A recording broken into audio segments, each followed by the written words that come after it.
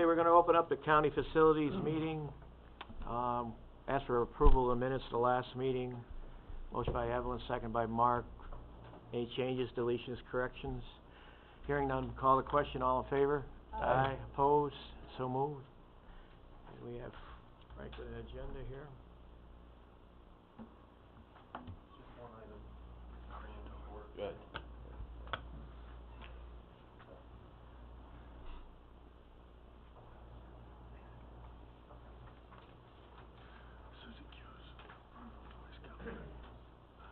Okay.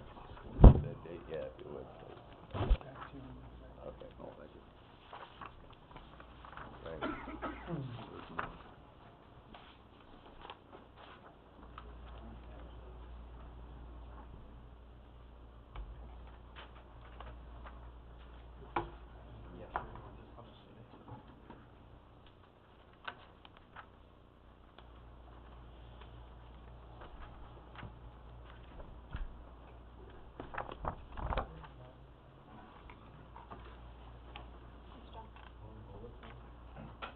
Yes, again. We're gonna go right to the court.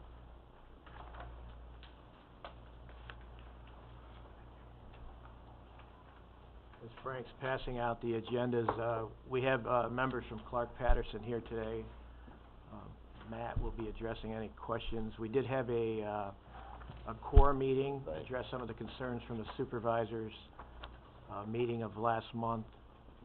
And, I think Matt's prepared to, field your questions and get some clarity so we can move forward. To date, we have, 6 off-site facilities that have been, have contacted us to be put on the list, at which we passed on to Clark Patterson. And, I'll turn it over to Jeff from here and just see if we can't get some movement forward. Okay. Thanks, Mr. Chairman. Just to remind the committee, we left off last time we met, we knew we were underway with the needs determination. Clark Patterson had been conducting interviews for their space needs study. And just yesterday, we released some draft documents of their needs determinations and their recommendations based on their interviews, based on their contacts with OCA and the minimum standards that OCA has set. Those recommendations and determinations were sent out to all the key stakeholder agencies, and then they were also forwarded to the entire board, really for information at this stage. Our goal is to receive comments on those recommendations, and quickly, finalize a needs determination that will guide really the next step, which is, okay, we know what we need now, and how are we gonna accomplish that? Matt Smullen from Clark Patterson is here today to answer any initial questions and kind of give us a summary of those determinations and recommendations. And then, as was alluded to, we can get into our next task, which there's been some discussion regarding review of existing building space across the county. And so we will get to that. But I think to start off, we want to start with kind of an update from Matt. Yeah. I think today what we have at hand is off-site, moving the courts off-site. And there's 2 parts to that. If we do just the family court and or all of it. And I think we asked Judge Krogman and Judge Muller to attend today to put their comments into the record as far as let's start there. And then after that we can get some direction as far as what we could entertain, and maybe Matt could give you his briefing on it, and we could move from there. So maybe more importantly, if the judges who are respectful enough to come and give us their time, if Judge Muller or Judge Krogman want to step to the podium and speak to the off-site movement of the campus and give us your little dissertation on your background of it. Thank you, Dan. Thank you to the committee for the opportunity to once again address a subject that's really important to us, and it's clear to me really important to you to bring it to a resolution. Just a couple of preliminary comments, and I'll try to be as brief as possible. I think everyone in a supervisory position, including all the judges, had the pleasure of working with John Norris, and I can't say enough good things about John. It was a pleasure, working with him, and it will be a pleasure to continue to work with him. He's courteous, informative, he's a great listener, and I think everyone felt that way, so kudos to John, and for all the information that he's put together that we all received yesterday and probably didn't have a whole lot of time to review.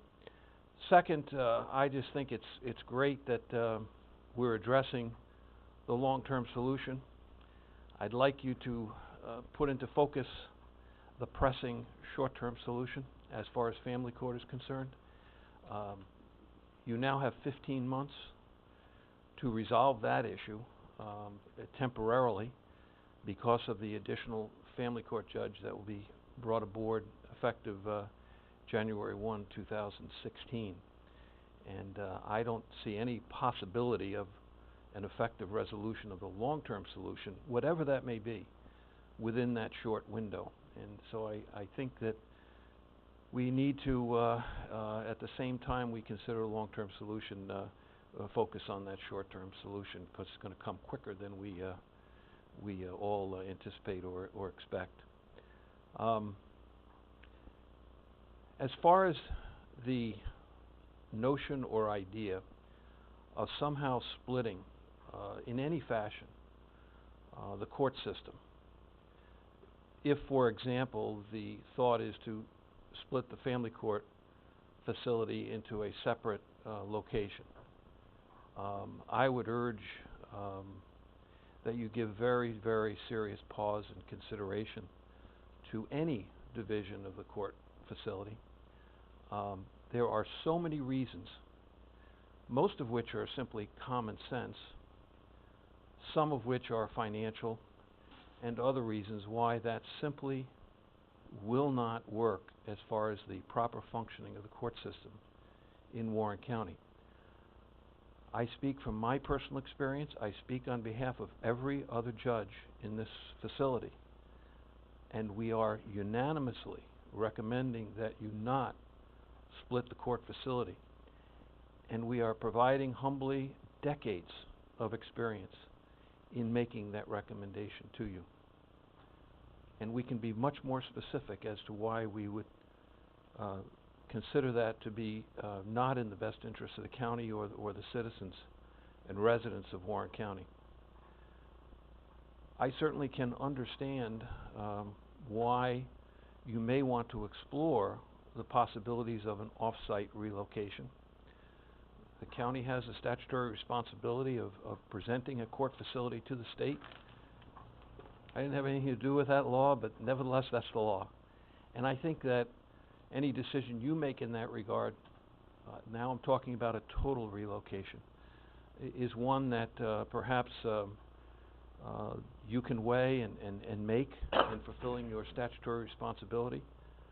I don't see any reason to do that based upon my experience as a judge for over 30 years and being in this facility for over 12 years.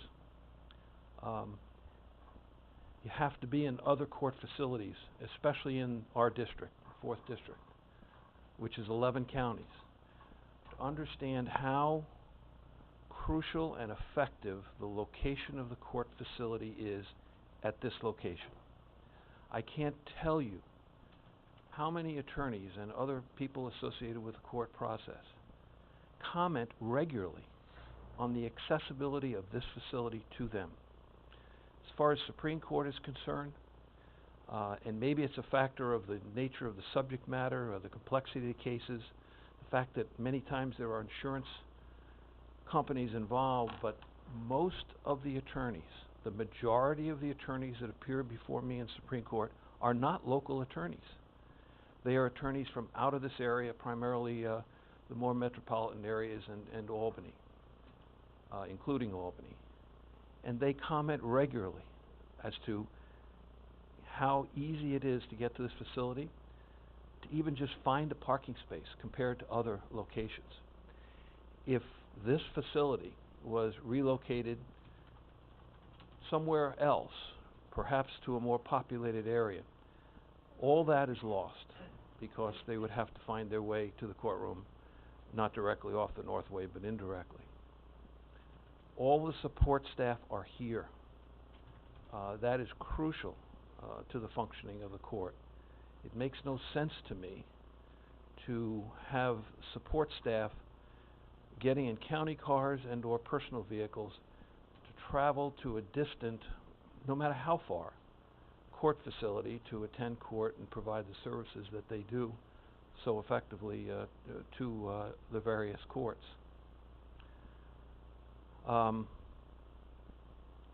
There's another consideration, and this primarily goes back to my years when I was in city court.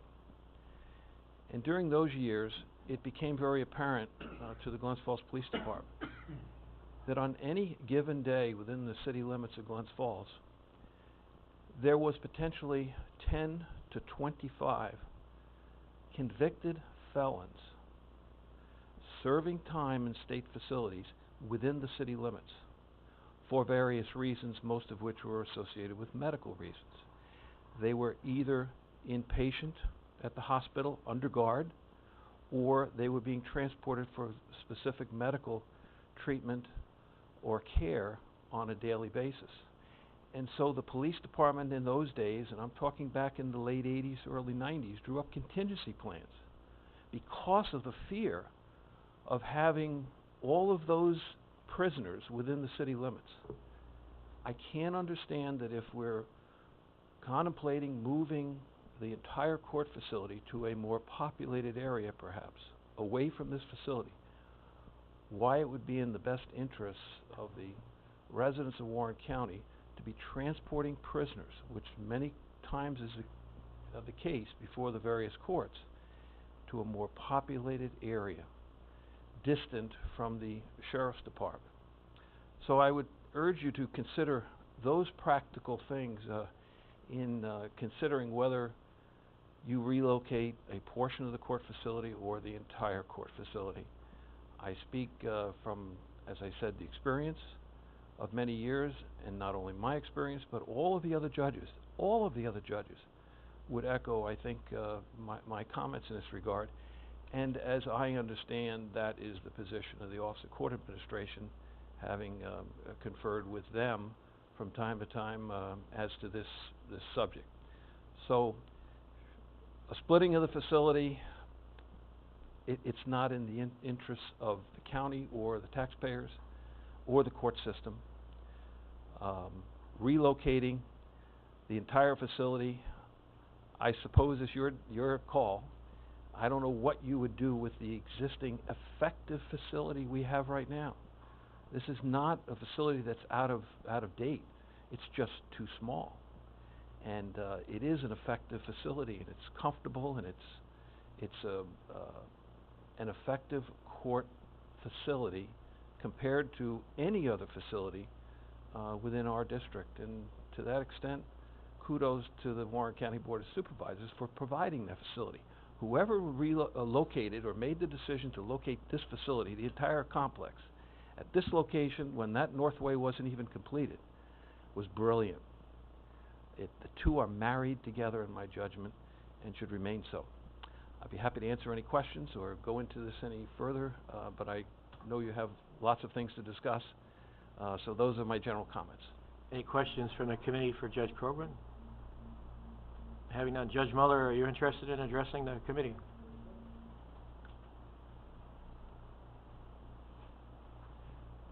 I want to apologize for my dress code, but I got injured, and you'll be happy to know it wasn't on county property, and it didn't happen in the course of my employment, but nothing matches my shoes.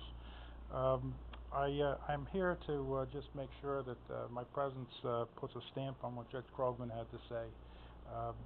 The splitting would be a terrible idea from my perspective. I really didn't grasp the notion that there was some thought that you would literally pick us all up and put us somewhere else, because I too am a great fan of where we are. Back when I practiced law, and what I do for a living now. So I hope that nobody would really seriously contemplating abandoning this Superior location. And that's really it. I just wanted to make sure that it was clear that my senior judge spoke on my behalf as well. Thank you. Thank you, Judge. Any questions for the judge? Thank you, sir. Moving forward, what's important, I think we'll have Matt address this, while we're addressing the splitting and the committee's preference on that, is simply a square footage requirement and the type and size of the building. So I think Matt can chime in as to if we were splitting the facility, the square footage we needed, and/or if we're moving the whole facility. So if you could enlighten us, and if the committee has any questions. Sure. If it's okay, before I go into the detail that's in the needs assessment, I'd like to address where we're at on the tasks now, task 1, task 2, and what was proposed as task 2A. Task 1, the needs assessment, which is the handout, we're saying that's 90% complete. And the reason it's 90% and not 100 is because we haven't received comments. Obviously, now is the time to get comments. Is everybody hearing okay? Is that all right? Task 2 would have been the exploration of options, and our original intent was that task 2 would have been the exploration of on-site options, which we've started on and we're prepared to continue with.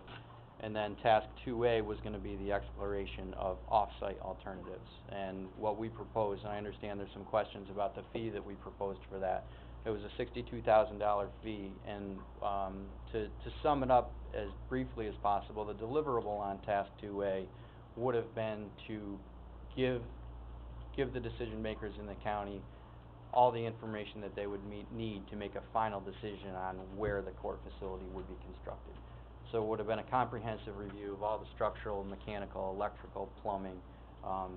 It would have been, again, full information on what you would need to make a decision.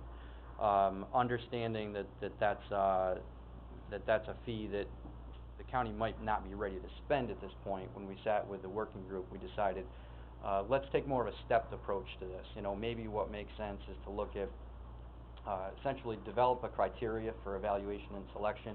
A couple of things obviously will be as simple as do these 6 facilities have the required square footage? You know, and then look at some other of the basic criteria. So we'd be developing the criteria. We'd be reviewing information that the property owners would have for us. We'd be looking at floor plans. We would do a site investigation by our architect to see what's there on site, and to basically generally evaluate what would likely boil down to maybe we're assuming 2 sites for the general fit of the potential relocation. And again, so bring that back to the committee and be able to discuss from there, you know, where we can move on from there. That task, or that subtask, and I'm calling it task 2A.1 because if we did go on from there, it'd be say a 2A.2 and .3, you know, further investigation. But this subtask 2A.1, we're proposing a fee of $8,850.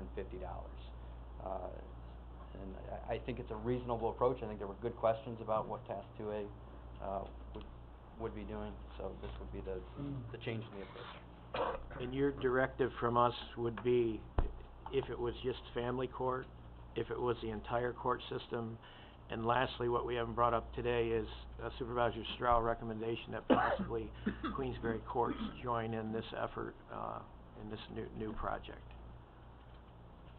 The Queensberry court would be obviously any needs assessment with Queensberry court wouldn't be incorporated within our scope. If the town has a needs assessment completed, we understand the square footage that they would need, we'd be happy to take a look at that. But we would be able to look at I guess what you're saying is 3 alternatives: the family court alone, full county courts, and then including Queensberry court. Does that answer your question? Yeah, we're trying to get to that level of what direction we want to go, and I don't think that's encompassed in your workload yet, is the bringing in of the Queensberry court. Right, it's not. And then, if that's the case, we need to discuss it today, if we want it inclusive, and we understand that you have to set a needs assessment on the Queensberry court to bring it together with what we're doing today. Right. John, do you have anything you wanna? No, I think the location and the consideration of, what we're gonna do with the county court should be primary. I wouldn't worry so much about the Queensberry court.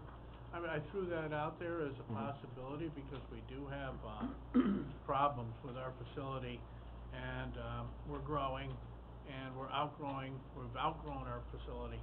But, again, I think the priority item should be, what is the best interest of the county and the residents of the county? So, should we look at an off-site location? I mean, with all due respect to Judge Krogman and Judge Mueller and others, I understand their position, and we should consider that position. But we also need to consider the finances.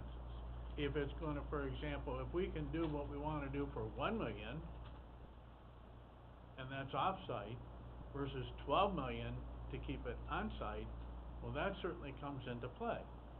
If it's maybe 11.5 off-site and 12 million on-site, and the judges and everybody else, for sake of convenience of being near exit 20, well, then we should keep it on-site. But I don't know that. And so, you know, I didn't think that we needed a comprehensive approach. I thought that a cursory view of this, keeping in mind what the judges and the courts and all that, what they want and they desire and their needs and the way they see it, should be taken into consideration. But I thought a cursory view, and I think what Matt is suggesting is a stepped approach. Let's start off with a quick look-see. And you know, that might give us the answer right then and there. That going off-site or dividing family court from the rest of the court system versus keeping everything here just might not be viable. I mean, so, but we need that. Okay, and just the wrinkle was that if you did want yours inclusive, if you're adamant that there was just some work to be done as far as the requirements, so we could add it into how, you know, what we're looking for. Well, I'm thinking, well, what if you found a facility that it was ideal for the county, except for maybe it was a little bit too large. And then I think, well, Queensberry would like to be in on that discussion and help you out.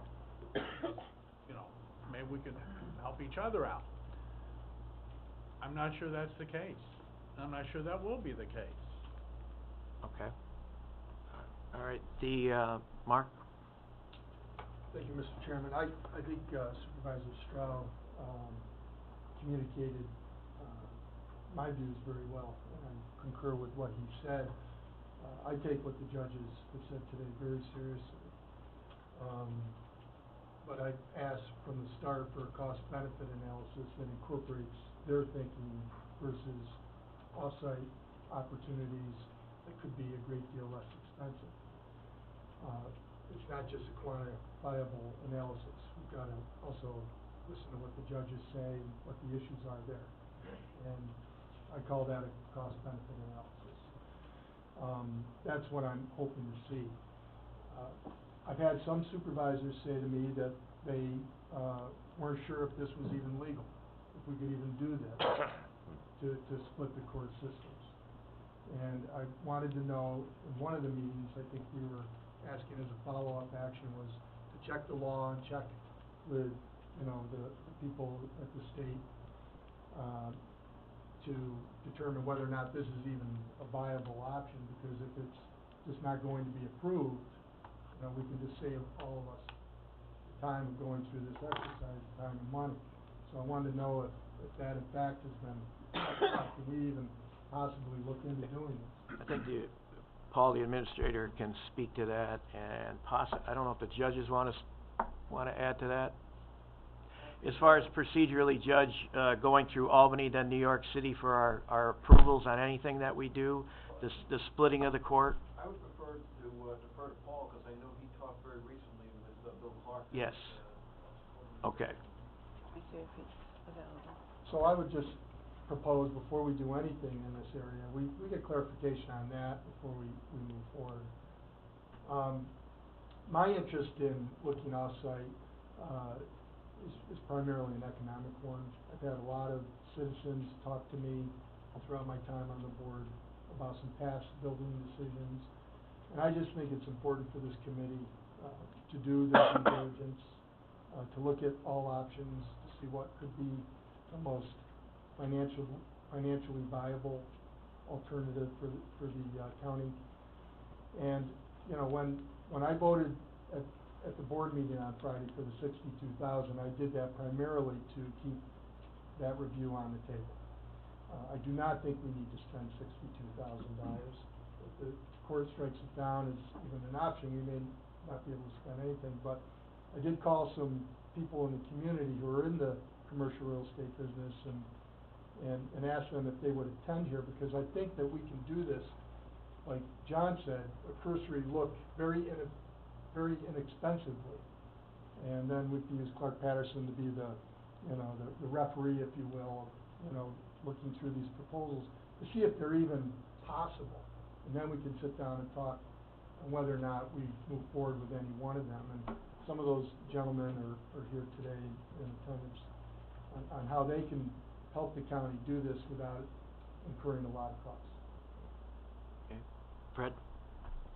One thing I think we should do today really is just reject the concept of splitting the courts, having one family court or all a family court in some different location from the rest of the courts. I just don't think that's feasible at all for many of the reasons Judge Krogman mentioned. And, personally, I worked in the court for 10 years and have some idea how it operates, and I think it would be a huge mistake to go off-site. I don't have an objection to a cursory look at some of the other options, but I think we just should reject out of hand the idea of splitting the courts. Okay. Ev, you have anything? I'm completely opposed to splitting the courts. Yeah. Fred has pretty much summed up my views. Essentially, I'm not in favor of splitting them in any fashion. I don't think that's going to serve anybody well. My strong preference is to stay on site. I'm not opposed to, if we want to take a cursory look, that's fine, but I wouldn't want to spend a lot of money at it. I think in the end, we're going to end up right back here, and I'd rather save that money to put towards the work we're going to have to do here on site.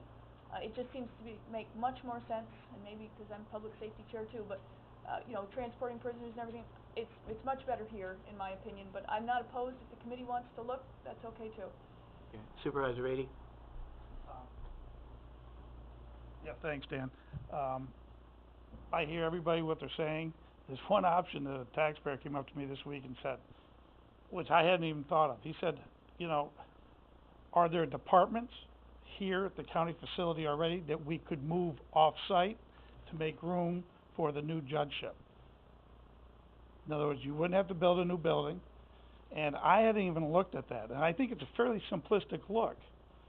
We know the footage of our facility here.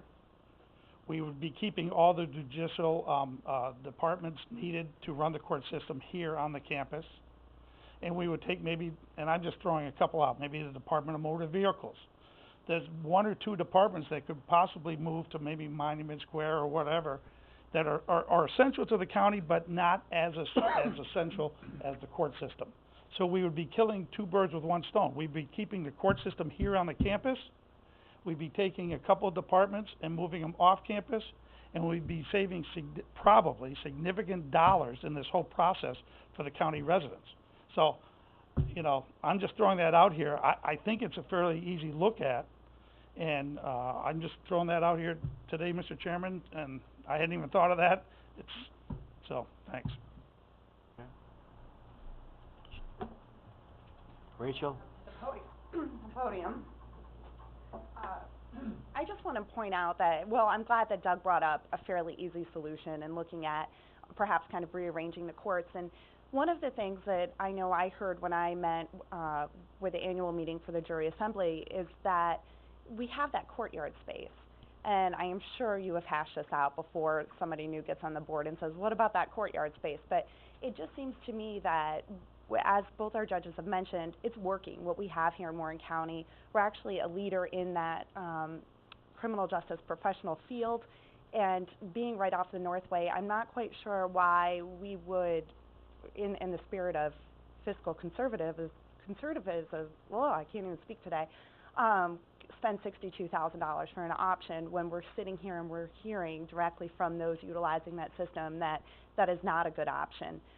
So I'm wondering, can we utilize our team that Jeff already has in place and look at that courtyard space and already utilize the functioning courtrooms that we have in place? And I know I've been fairly vocal about this topic, but I have a hard time going out and spending $62,000 for a study. When we come back to the table, we're going to hear from OCA, we've heard from the courts that it's not viable. I'm sure it's beeping at me to cut me off. So with that.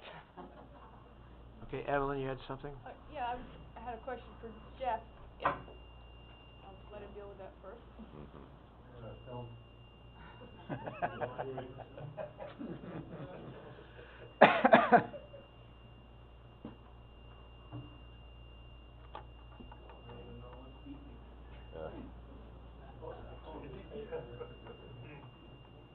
Pull up one there.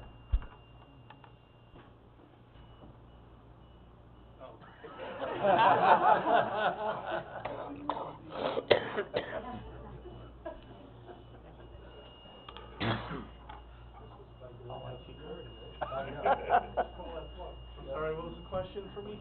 Yeah. If I recall, Jeff, in previous years, years ago, we had looked at potentially dislocating certain departments in the county in order to expand the courts. I think we looked at mostly the second floor, but we have looked at the potential for moving various departments around. There were security issues and those kind of things, if I recall, weren't there? There were several studies done, one of which would actually displace the Board of Supervisors. There were also studies done regarding the inner courtyard space.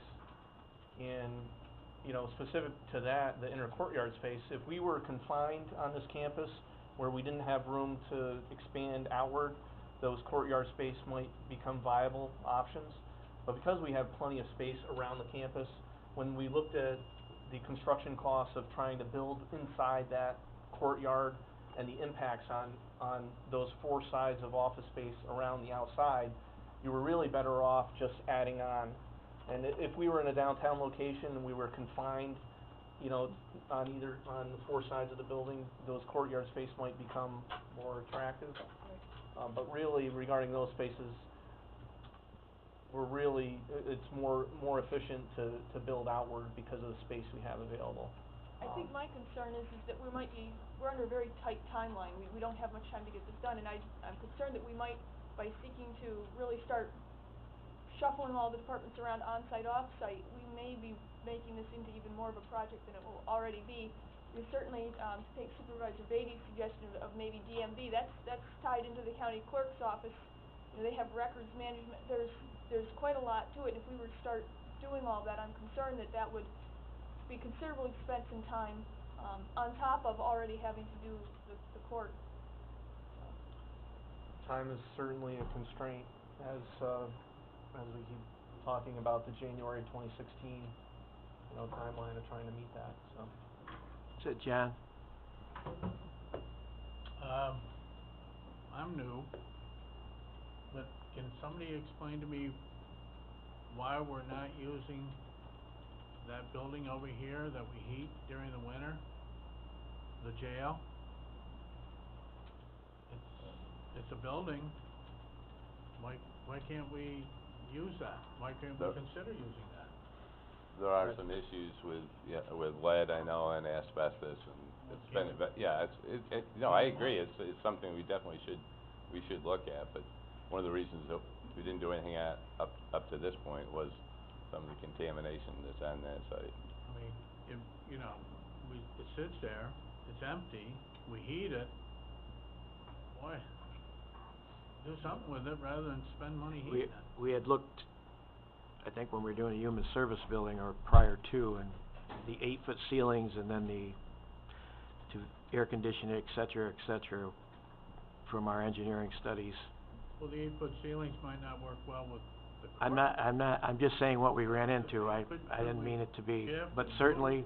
Well, one of the things we had talked about is the possibility of moving probation into that wing and opening up more space for the courts. I think but that's something that'll come out of the engineering study at this point. Those discussions, I think we can, primarily, and and the committee can chime in, or the supervisors, we need to know if we wanna split or not, because it's a square footage issue. If we wanna explore off-site options, is the committee in favor of splitting and having family court go somewhere else? What is the consensus of the committee and or the supervisor? And Bud, you've been wanting to chime in. Supervisor Bud, I like that. I learned early in life that it's not a good idea to get a judge upset with you. I can't imagine having several of them upset with you. Those records are all sealed, But I think we should go ahead and start planning to keep the court system here at this location and decide how much we'll have to add on to our existing facility. If it's 5,000 square feet, then make the analysis of should we add 5,000 square feet or go off-site for the location for another department. It seems as though that would be a way to... Mark? I would also add to that, you know, we have other, agencies at the county, state agencies, for example. I don't know how those deals work, if they're multi-year and contracts can't be broken. But we have a lot of space in the community, and maybe some of these, you know, New York State agencies that are parked here, could move off-site and open up space for us. You know, and maybe it's a combination. Maybe it's finding some space for, you know, on-site and, you know, not as big of an addition. You know, I just think that what we're trying to do here, and I think we're going about it the right way, is to just explore all options, try to save the taxpayer as much money as possible while giving the judges and the justice system what they need to operate most efficiently. Do you have a specific opinion yet on splitting the courts? Well, my own personal feeling is, I haven't done the review yet, but I've gotta believe there are counties with split court systems that work just fine. Maybe that's not true. But if that's the case... And you wanted to hear Paul chime in also on that? Yeah. Excuse me. And if that's the case, I think we should look at those, and if in fact it can be a viable option, and as John said earlier, it's a huge savings to the taxpayer with some inconvenience, it may be worth exploring. So I'm not one to rule it out right now, because we haven't really seriously delved into it. Okay, Supervisor McDevitt? I think Mr. Levack wanted to say something, did you, Mark? Yeah, I was trying to go through the supervisors first, but if you want to be chair, I certainly will give this up. Not today. Supervisor Dickinson? My fire today is halfway between the Honorable Judge Krogman and the Honorable Judge Mueller. As you all know from last month's meeting, my feeling, I wish to re-express them. There are several things here I feel very strongly about. If you were talking about building a new municipal center for Warren County, there's no doubt in my mind, as Judge Krogman pointed out, this is the ideal spot. You're right off the Northway, getting on and getting off. It's easy to find. I find the other thing difficult in the town, that we have a town and village, and we don't have enough room in either of those buildings for all our facilities. They're all over the town. And half the day is spent directing people to different buildings. We don't have that here. We have everything here, one-stop shopping. And I think we should concentrate on that, one-stop shopping. We should concentrate on what the judges have told us here. They know, we don't. The third thing is, Evelyn pointed this out, and Judge Krogman pointed out adroitly in the beginning of his conversation, we have a little time crunch here. And I think to spend not only the money, but the time looking at other options that I don't see working out at all, I don't anticipate there are any facilities here that we will be moving off campus without some problem. So I think the first thing you need to do is decide whether or not you're going to split the courts. That's a ridiculous idea. The second one is moving off campus, I think, is almost as ridiculous. I think we need to concentrate on what we have here. We have all the property we need. let's sit down and redesign what we have and get moving with this thing. I think to spend another $9,000 and take the additional time to look at these off-site facilities is not a good idea. I think it's a waste of time and a waste of money. And if you insist on doing it, I have several properties in Lake George I'd like to have you look at and put on your list. Thank you. Okay, Mark, is there any other supervisors that wanna comment right now on the splitting of the courts and the off-site move? Having none, or Fred, go ahead. Well, I just don't see any circumstances where I would vote for splitting the courts. I just think we should reject it. I'll make a motion to that effect at this point. Okay. To reject splitting the courts. We have a motion and a second on the floor. We have some, business people that took their time, and while we have that motion on the floor, if I could just, bear in some discussion, and Mark has been wanting to comment, if you would, Mark? And members of the committee, I'm here today in an effort to save the county taxpayers some money and offer some thoughts and suggestions on the pre-solicitation process. Whatever you decide your criteria to be, keep the courts together, separate the courts. Once you've established that criteria, it's a pretty tight process of looking at the market. In fact, I'd like to reference one that's going on right now. The federal government has hired a private brokerage firm, Jones Lang LaSalle, out of New York City. It's fun when New York City brokers come up and look at our market, and they can find very quickly and very readily what's available and what isn't. So the federal government's hired this firm to look at the market. They've developed a map. Within that map, they're going to look at every single piece of property that has the makeup that meets the needs and wants on the first blush. So that's a tight process. That can be a week, 2 weeks, whatever you set your time frame to be, whatever your criteria is. This market is very finite. There are facilities out there, that may warrant a second look, but the pre-solicitation process is quick and easy and doesn't cost the taxpayers a dime. Thank you, sir. So, yeah. Anyone else from the public want to chime in? Mr. Levinsky?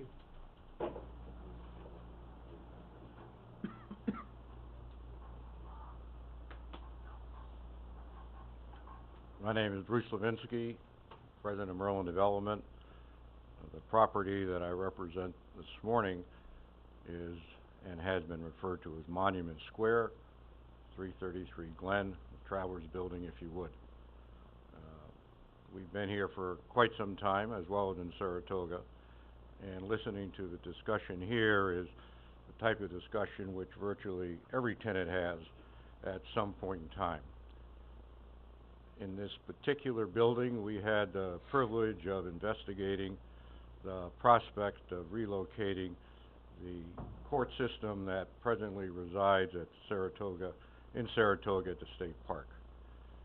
And we vetted that possibility very thoroughly, and we found that on the two issues that I heard this morning that seemed to be somewhat of a concern, I guess the primary one was security.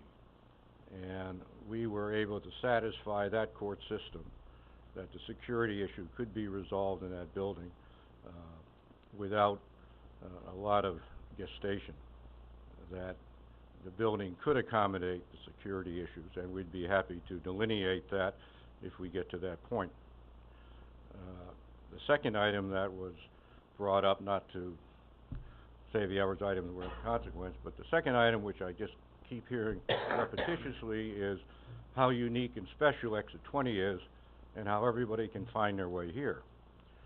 Well, perhaps 10 years ago that would be a very viable observation, but I think everybody realizes with GPS today there's no excuse for not finding yourself no matter where you are, no matter what directions you have. So I think the logistics of locating, in this particular case in downtown Glens Falls, whether it's for the court system or whether it's for the motor vehicle system, doesn't really curry much favor as far as a reason not to consider a different alternative location. Another factor, certainly the time factor, I think you're all under the gun. I don't think you could get a building up and operating by the timeline that I heard and satisfy all the issues that I've heard. So I have grave reservations about that as a viable course. I do think that off-site is viable. I think it fits the circumstances that I've heard to date. And it's not something that puts a shoehorn into the taxpayer's pocket, because it's probably the least expensive, it is the least expensive, not probably, it is the least expensive alternative that this board has. And it also gives it the opportunity, whether it's 5 years or 10 years from now, to reconstitute the thinking that might be more insightful a little ways down the pike. So I don't think taking that relocation of part of the judicial system or other alternative state tenants that presently reside here is that complex an issue to come to grips with. I would like to ask my associate, Kevin Lynn, to come up, because he has a great deal of experience, as do I, in relocating, whether it's a 5,000-foot tenant or, like Travelers, a 90,000-foot tenant. The campus that we have is 6.5 acres in the middle of Glens Falls. We have 3 off-site adjoining spaces for parking. We have on-site parking. We have a 350-car parking garage. So parking, again, is not an inconvenience in this particular facility. But I'd like to ask Kevin to step up here and tell you how he would suggest an approach which certainly is not supportive of the $62,000 we listen to the suggestion that this board is somewhat thrashing with. Thank you. Kevin?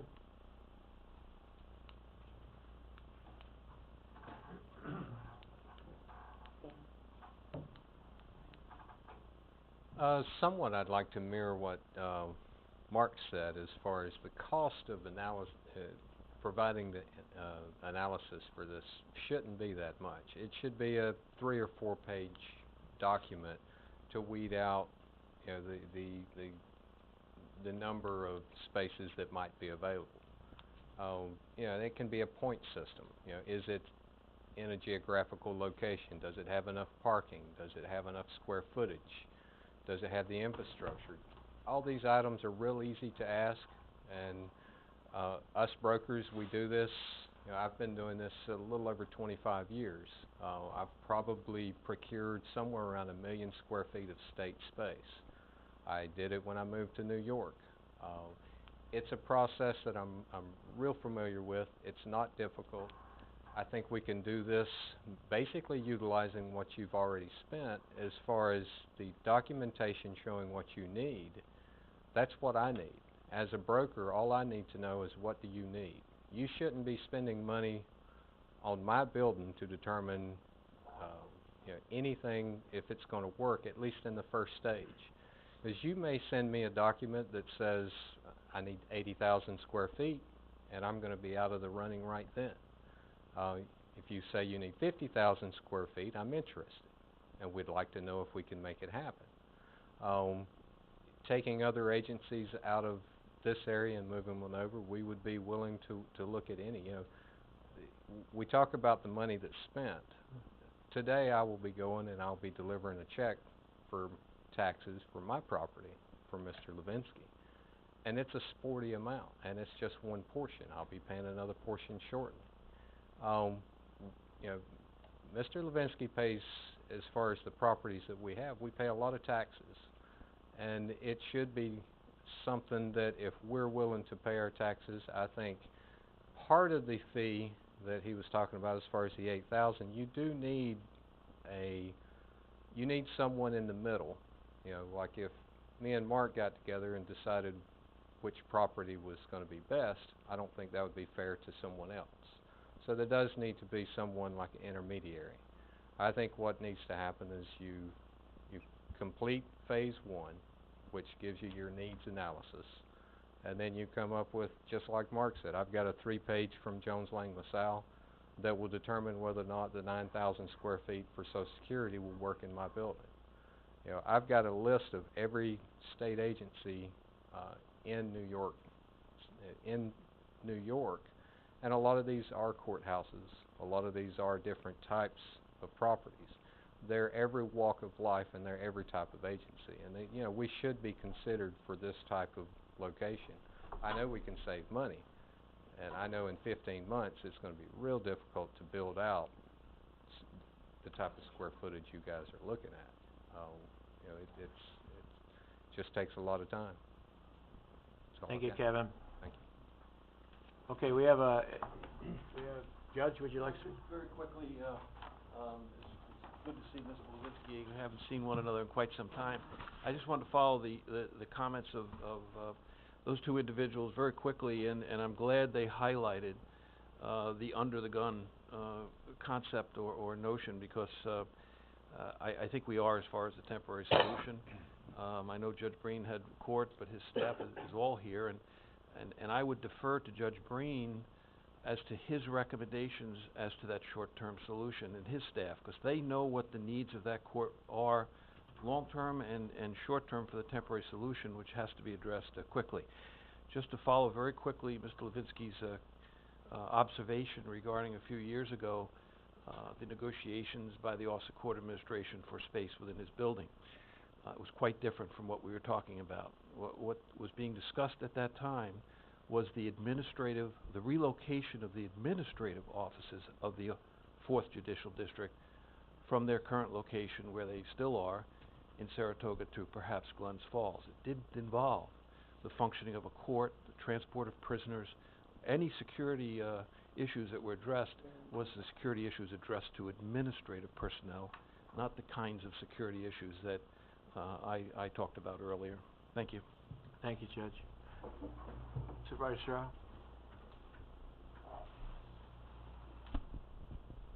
Me? Yes.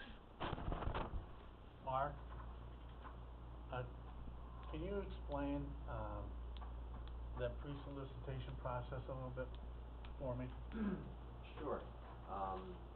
First develop your needs and wants. It sounds like that step's already well underway. Engage the brokerage community, engage the development community. First, you know, they're bullet points. You know, square footage, numbers of parking spaces, locations within a defined area, ancillary services, distance to restaurants, distance to parking. The list, you know, could be as short or as long as you want to create it, and then go out to the community and discover the options, compile the options, review the options, and determine if any are worth a second look, if any can fall into that criteria. And this process can be done in a very short time frame at no cost to the county. That is your first look, as you said, you know, what's out there, what's available, is anything popping off the page, or is there anything worthy of a second look? Is that something you do, Mark, or? It's something that the brokerage community does when it's hired by a tenant to go procure space. In this case, it's the county. As a county resident, I'd be happy to engage in that process and assist. I wouldn't want to, as a broker, you know, be put in a position of conflict of interest, maybe representing one of those potential landlords. I don't know that I do, I don't know that I don't at this point. But, you know, I'm here as a county resident to help the process in this one small component of the process. It can be done quickly, and it can be done at no cost. So that would cost the taxpayers nothing, but it would give us something to consider, maybe. Well, I think, you know, as I said, the amount of physical properties out there that would meet the criteria are a very finite number of properties. Right. And I think you know, sitting here all today, we don't know what that list is. We don't know if there are 2 or 10 properties on that list. So this is just the first process of pre-solicitation. What is the list made up of? You go from there. Thank you, Mark. Yeah, and I understand our inclinations. But we also have, as Mark's pointed out, and Doug Beatty's pointed out, and others have pointed out, a due diligence to the taxpayer. So we've got to look at everything to say that we did look at it. And after looking at it, we make a decision, but not looking at it is not due diligence, so. Now, the motion that's on the floor now is, do we keep the family court, the regular court together as we go forward with this process to consider on-site or off-site? Yes. I'm willing to go with that concept, but I think we have to at least look at, like what Mark suggested, it's not gonna cost anything. There could be some interaction, you know, Yeah. with Matt and his firm, Clark Patterson. And That will help a lot. And maybe nothing, you know, it could come up, there's nothing that will meet your needs in this area, fine, well, at least we did due diligence. Paul, we have, a motion and a second on the floor to not split this court system, to keep it here. And, Well, Mark, well, Mark is looking, To not split the it- court system, not yeah. the location. right. right, excuse me, to not to split the court system going off-site. And Mark asked a question as far as the checking into the courts at Albany and New York City level, and what they were saying about it. And I know you had a discussion, with those groups, and maybe Mark would like to hear it, before we vote on it. Sure, Mr. Chairman, and I apologize, I had to step out for a sudden phone conference, so I missed part of the discussions here. But I can tell you that I did have a phone conversation with Bill Clark, out of New York City, with the Office of Court Administration. John Norris was on that phone conversation with me. And we discussed, first of all, we discussed where we were at in the process, just so that we're keeping them up to date. But then, they were also concerned about the issue of whether or not courts would be separated, whether they'd be moved off-site. And when I discussed, and I can't remember how the conversation exactly unfolded, but certainly, it was clear to me that when either I made inquiry or he made the statement, Bill Clark, indicated that he would not support, very clearly indicated he would not support a splitting of the courts. You know, to move just part of one of the courts off-site. And I asked him about the process, and he said, well, I said, because I wanted to understand who makes the final decision, and he did tell me that he does not make the final decision. It is made by a board, that convenes when these issues, need to be decided ultimately, and that board wouldn't convene until we actually put a plan in front of them. But he said that when it went to the board, he wanted to be right up front that they would be recommending against a splitting of the courts. And then I asked him, I said, well, what about if the entire court system were to move off-site? And at that point, my best recollection was, I think he kind of paused, and he did not indicate a clear objection to that. He was a little more fuzzy in his response, to the best of my recollection. I did not get the feeling that I got a no out of him or a disfavor. I just got more of a, you know, kind of, well, we'd have to think about that reaction. So that's the message that I received in that phone conversation. I think John Norris would confirm that that's a pretty fair summary of that conversation. Good, yeah, thank you, Paul.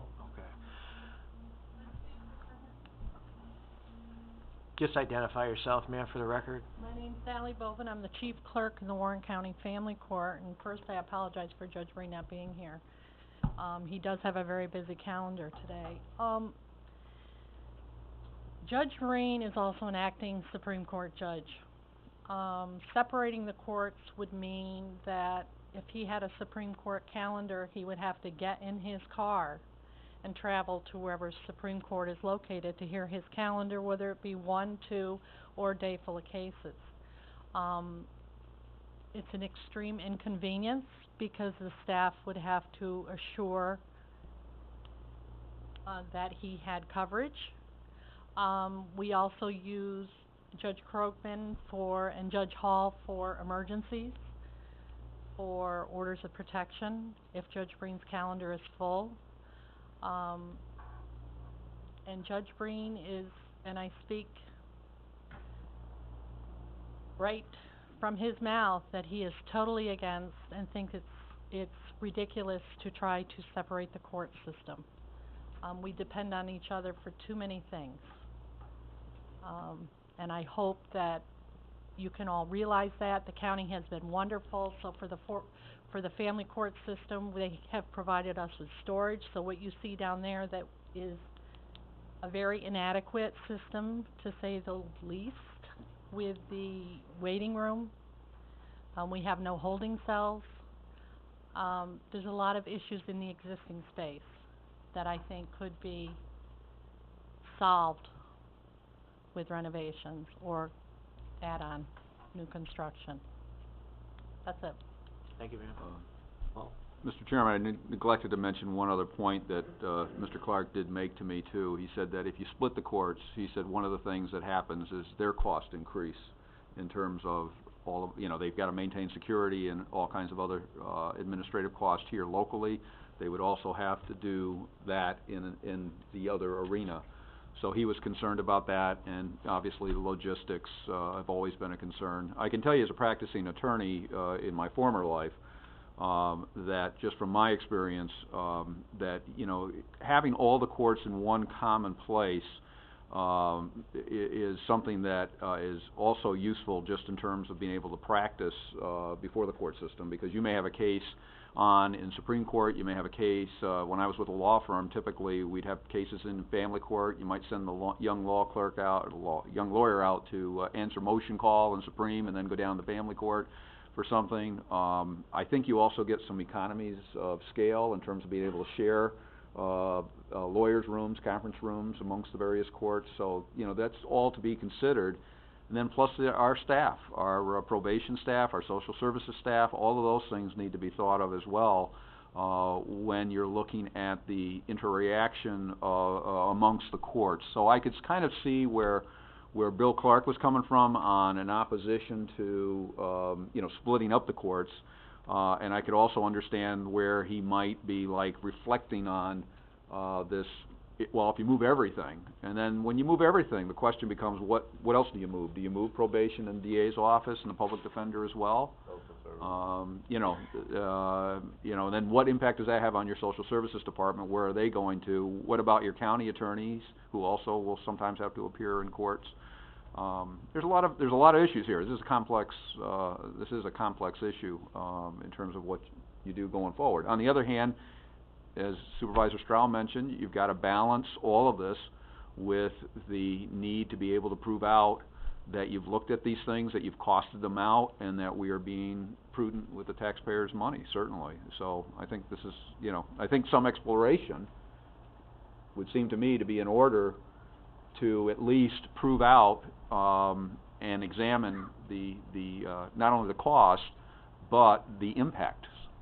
And I think once that's done, the answer probably will become fairly obvious. Mark? Thank you very much, Paul. Where I'm at is I'll support Fred's motion based on what I've heard today. I felt it important we really talk about this in depth. I believe that's been done. But I also like the idea of working through some brokers to just analyze the space so that we can come back, you know, at the end of this process to the taxpayer and say, we've looked at every single option here. We've had some facilities in the past that have been built and have been criticized greatly for them. I just want to be able to address the taxpayers' concerns down the road, that we have done everything possible to come up with the most frugal solution to this. Rachel, you had something? I just had a question. Can you just stand and yell? Okay, just taking the heat on this YouTube thing for a while. That's all right. So I guess my question is, when we're looking at an all-inclusive picture, and, you know, Paul, you really hit the nail on the head when we're talking about mileage, reimbursement to state and county officials for traveling to or from that court center. But when we're talking about courts, and you're going out and you're looking at, Mark, you keep bringing up, it's at no cost to the taxpayer, but there's always a cost associated when we're going back with our consultants or we're going back with our county employees and asking them to continue to look at some different options, which can be very good, except that what does courts mean? And as you brought up, is that probation? Is it the district attorney's office? Is it social services? Have we weighed in with them internally just for an assessment of whether this is feasible or not? and really listen to those experts that we have in the field.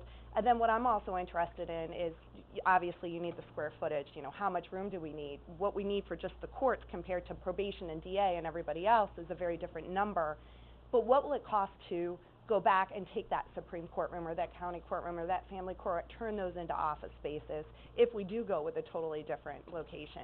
What's that cost going to be? Because I'm sure it's not free, and I highly doubt that we can do that with a minimal cost, just using the resources that we have in-house. So when we're looking at that all-inclusive picture, what does it really mean so we can compare apples to apples? And I just don't feel like that I'm hearing this here, and to take $62,000 of taxpayer money when we are already strapped looking into our next budget year, I guess I would want to know more, both from, I think, our chairman and our budget officer on what's feasible in a tight crunch, and maybe looking at what's our immediate solution to another office until we could look at those bigger pictures. But I think we need an all-inclusive picture, and I'm not seeing it. Thank you. Mr. Klein. Just identify for the record. Sure. I'm Dave Klein. I'm a local engineer and a commercial property owner. I came here today to see if we could help fill the need for the county. And what I heard from Judge Krogman and others, it seems pretty obvious to me that you need to keep your court system together, and it should be at this campus where you're close to the jail and all the other support areas. However, that doesn't mean you shouldn't look at minimizing the cost. If you build here, you're going to have to pay prevailing wage. If you have existing space outside, off campus, if it's new space, it doesn't have to be done with prevailing wage rate. And it doesn't, if it's refurbished space, it can be available a lot less expensive. And I think you need to look at minimizing the new construction on this. A courtroom's a pretty high space, a large space. I don't think that's going to fit into an existing building. If you need to add on courtrooms or rebuild courtrooms off-site, it's going to be fairly expensive. And if you're going to refurbish a courtroom on-site to be office space, it's going to be expensive to do that as well. So, you know, try and minimize the space you build on-site and look at other areas such as what Mr. Beatty had recommended. Let's look at relocating Department of Motor Vehicles, so you have some office space you can have here on-site for the support staff for the family court and the other courts, and only build a new courtroom possibly on-site, and then look off-site to relocate motor vehicle. A few years ago, they were talking about relocating the tourism department. You know, I don't think the tourism department is critical that it is on this site. That's all I had to say. Thank you, sir. Okay, we have a motion and a second on the floor, and John, you have one other comment? I'd like to get to a vote. Yeah, well, and I'm okay, if you wanna get to the vote, I can speak to after that, because I favor. Okay, 'cause we've got to get in, after the vote, I think we've got to get into how we want to proceed. I think Matt needs to explain himself how he wants to proceed, and we have Mr. Levac's offer, and we have I have some legal questions. We did not open this up to an RFP to solicit properties, mainly because they were brought to our attention by Supervisor Strau. We had Dr. Serling called me when he read it in the paper. Mr. Levinsky, and I'm not sure how his building came forward, but they came to our board without a request for proposal. So that's where we are today. Mr. Sears called with a property, Mr. Klein called with a property, and that's how they ended up in our lap. So in fairness to how we were proceeding, the core group had given a directive to Clark Patterson to prepare, and we got an okay from the court system to prepare an addition to the courts and renovation of the existing after the family court exited. So when it was brought up by the supervisor to explore all options, that's why we are here today. And the first and foremost thing was, do we split the courts? Because there's a square footage amount there that certainly is significant that would rule out a lot of properties.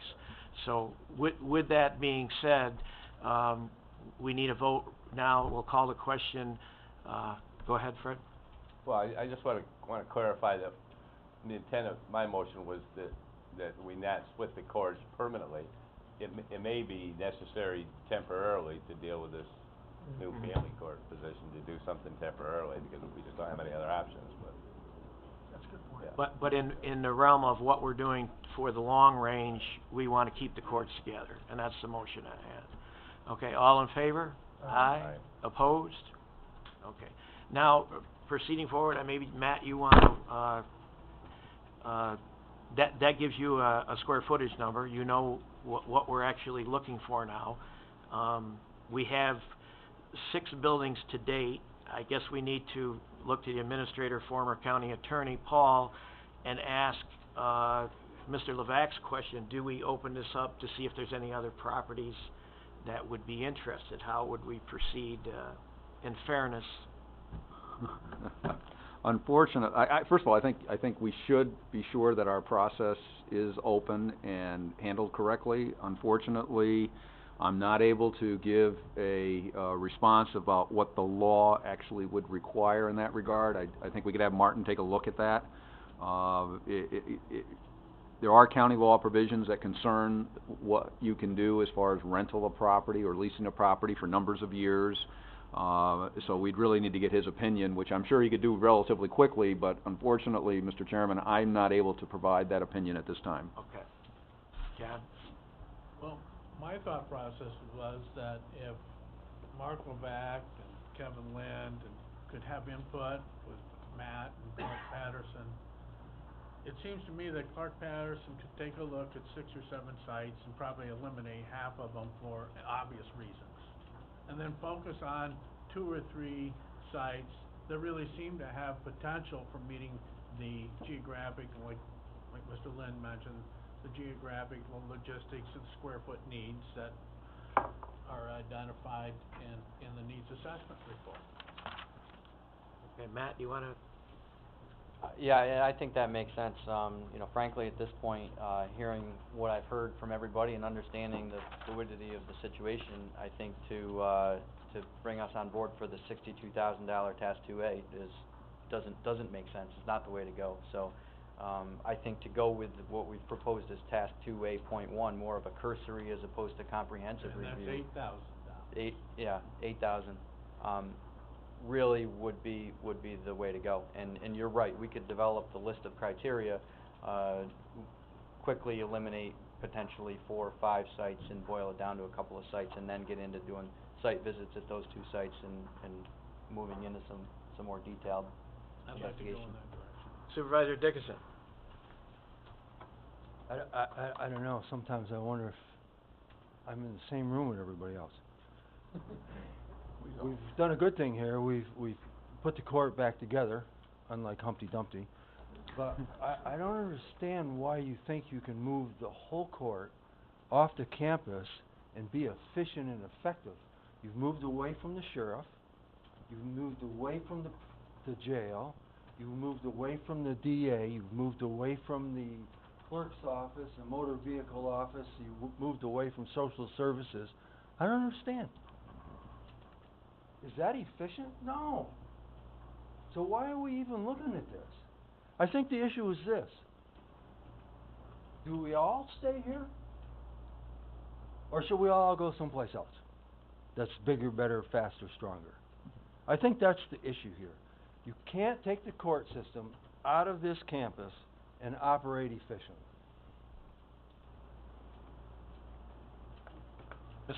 Supervisor Conover? Thank you, Mr. Chairman.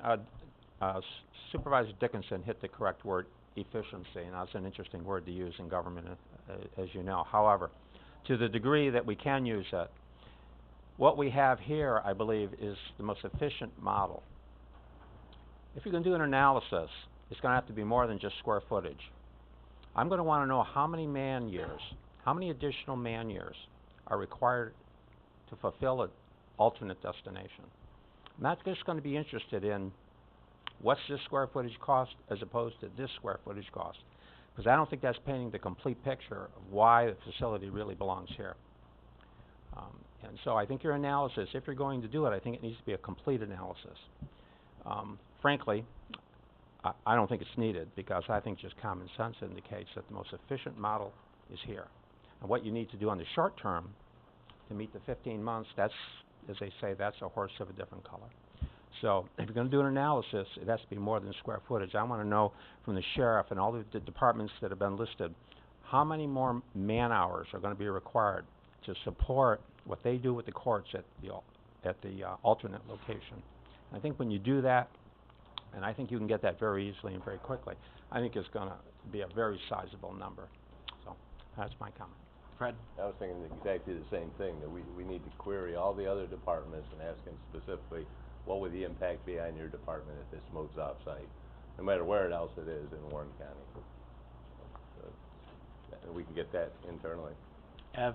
Yeah, well, while I'm still very much in favor of staying on site and have been right along, I do want to caution, one of the reasons we keep saying, well, we're going to look at every option, and look at off-site, and yet I hear us straying away from doing a more formal RFP process in which it's open. It's wonderful that a number of folks have stepped forward saying, hey, I have a good property I'd like you to have looked at, and that's a good thing, and I'm certain there's a very limited number of these properties. But by not going through the full formal process of saying this is what we're looking for, advertising, looking into the lease restrictions, which I know that there are some, by skipping that step, I think we invite just as much criticism as we would if we didn't look at all. So I would strongly not be in favor of moving forward with looking at alternative processes unless we did do an open procedure in which everybody that potentially could have a property would be able to submit. I think that that'd be very important. Mr. Klein? And then, could you just keep it short, sir, because we're going way over. Okay. I would suggest that the county and Clark Patterson look at a needs assessment for the other departments that are not as critical as the court system, and see if they can open up some space here by relocating other departments, and then building what they need to do to support the court system's needs. Thank you. Okay, thank you. Judge? I just want to comment that you mentioned courtrooms. Sometimes I think it's mentioned in the abstract. So I want to, and I observe that people here have probably all been to our courtrooms, so they've seen courtrooms that are problematic. I want to suggest to you, if I haven't done this before, maybe it would be useful for the purposes of having a hands-on perspective of visiting Washington County, which has a court facility that works.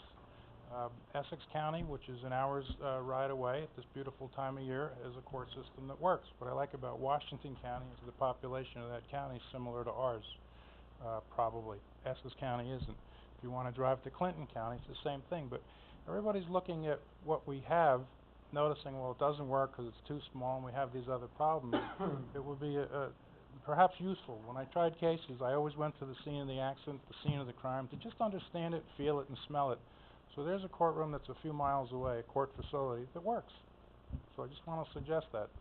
Thank you. Thank you. Okay, Jeffrey, if we could digest this, we have, moving forward, if we were to go off campus, it would be with all the courts, and we have 6 properties identified. Do we do the mathematics and the square footage and get a report back next week as to what properties would be inclusive? Meanwhile, checking with the attorney, the county attorney, to see if we are supposed to be subject to an RFP for other properties that might be available. And we meet again in a week? Or how do you? I think one way ahead would be to engage Clark Patterson in the 2A.1 proposal for, I think, $8,800, that would look at some of those criteria, the screening criteria that have been discussed. I think my notion, my thought is that we can certainly receive informal comment from any member of the community, that might inform Clark Patterson in developing that. But by the end of that, which we can do some site visits, and certainly I'll be engaged on that, as well as, Frank and maybe some of our engineers at DPW. If we can get an initial look, over the next week and a half, it might give us a clearer picture on developing an RFP, to get formal proposals from any remaining properties that really have the best viable shot at being considered for moving either the entire core space or some other combination of departments. The critical thing we've been trying to maintain throughout this is just momentum moving ahead. Now, we have a needs assessment that we need comments on. That can guide us in the screening criteria for that task 2A.1 that can get underway immediately. At the same time, we know we still want to review our on-site new construction options, and that's a task that Clark Patterson is already engaged on for task 2, and that can proceed. And I think by the time we're informed on that new construction on-site option, we might have time to do a rapid RFP on those remaining viable sites. If the committee meets again, probably second half of next week, maybe we can come back with an initial assessment and then decide, okay, do we have any remaining properties that we want to consider further? And then I think we do have to get to a formal proposal and maybe put it back in the hands of the property owners and their brokers to propose to the committee what they think their properties can provide. I thought. I mean, like Judge Krogman said it just sounds like we're gonna need an interim solution. I don't know what that interim solution is going to entail, but it sounds like we're moving forward towards finding some way of expansion with possibly finding some more efficient space internally here. We're all together here. So, you know, if we can't do that in 15 months, you'll come back and tell us that. What's gonna be this alternative solution in the meantime, which sounds like it's gonna be looking at some outside space for a temporary period of time, right? Possibly. We were trying to avoid. We gotta look at it anyways, probably. If there's a short-term solution, you know, I'm at the point that I don't want spend a lot of time on this analysis. I talked to Mark Levac and Mr. Levinsky and some other commercial real estate. We can get a quick look to see if it's even viable, if all the other departments around here are gonna squawk, if it's not gonna be something that we can do without going to RFP and all that hassle, then, you know, I would rather focus on making sure that we have squeezed every inch of space out of existing space here, keep the court together, and look at what needs to be done most efficiently to expand our current services to meet the needs. So, I guess what I'm saying, and I may be the one that's most guilty of driving this process of looking outside space, I do believe that's important to do from a due diligence standpoint, but our priority at this stage has gotta be how are we gonna get this job done most efficiently within the 15 months. And so, that's where I want Clark Patterson focused. What's the short-term option that Judge Krogman's looking for? What's, you know, and then what's the longer-term option? That's the priority right now. Supervisor Brack. Yeah, the more I think about it, I can't imagine the DA going from here down to, say, Glens Falls to try a case and then having to come back up here. It just seems kind of convoluted in a way. We're trying to save money in order to spend money. I mean, it's like a team that has to practice with part of the team up here and part of the team down there. It just doesn't seem to wouldn't work very well, and I wonder about the cost of bad decisions with the people who are going through the system itself. how many bad decisions are gonna end up being made that are gonna cause people problems, you know, end up in jail when maybe they shouldn't, or end up, you know, whatever, a whole host of things. The other thing I'm worried about is if we do go out and look at properties, it doesn't seem fair to me to look at just the ones that we know of and not have advertised to everyone, because I could see somebody calling up and saying, if I had known about this, I would have called you, but I didn't know about it. So it just doesn't seem fair to me not to do an RFP or something to find out everything. And if we do that, what Mark Levac was talking about doesn't sound like it costs much of anything. In fact, you're basically letting the landlords do the work. You know, you need this, it fits or it doesn't fit, and then they basically eliminate themselves by reporting it back. But I think either way we go, I think we're getting ourselves into some pretty Supervisor quite a bit of Dickinson? trouble. Thanks, Jim. I'd like to see the committee, you voted on not splitting the court. I'd like to see the committee vote on whether or not they wanna expand here and consider the other buildings that have been put on the table as part of the resolution to our short-term solution. Once you commit to stay here and do whatever you need to here, then the professionals can concentrate on that issue and get it moving along. In the meantime, they'll have time to consider the short-term solutions, which may involve some of these buildings that they brought up. I think that would be a better move. That'd be a step in the right direction. Continuing on, Fred, go ahead. Oh, just one other point, it was someone mentioned, I'm not sure who, I don't recall who it was, but about the possibility of building off-site and that being subject to the prevailing wage rate. I'm not sure that's the case, and we should have an opinion from the county attorney if it's a public work, whether we're building on-site or off-site. I think we have to pay the prevailing wage rate, but I'd like to get that opinion from the county attorney, because then you can rule out that whole concept of building something else off-site. This might help in the framework of what we're functioning under. We had buildings solicited to us for whatever reason, how they found out. Generally, when we operate and anything we do it in fairness and advertise a request for proposal.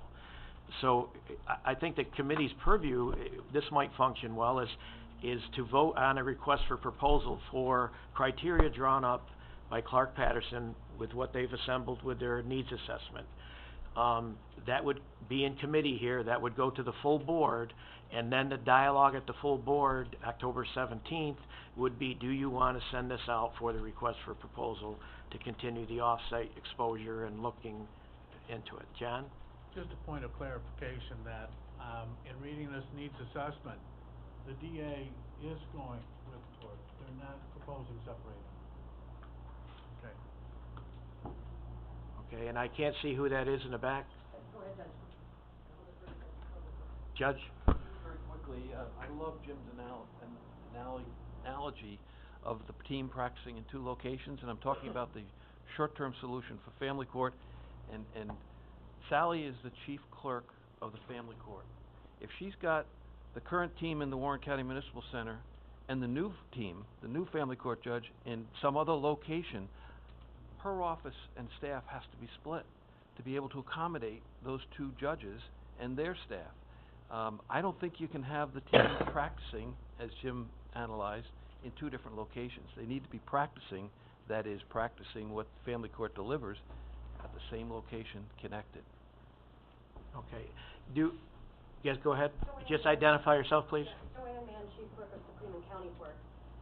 Just in further into that, it's not only the DA's office that would have to move. Obviously, we've identified other agencies that practice regularly with the courts. It's probation, public defender, DSS, county clerk, the jail. All of those offices pretty much, I think, have to go into this assessment of these off-site spaces. But not only the current assessment, in my personal feeling, although none of us will be here in 20, 30, 50 years arguing this, does it make sense to move off-site because a site meets the current criteria, but in 25 or 50 years from now, when the courts need to expand yet again, because the population perhaps of the county has gone up again, now we might say, gee whiz, there's no room to expand in the current facility we're in.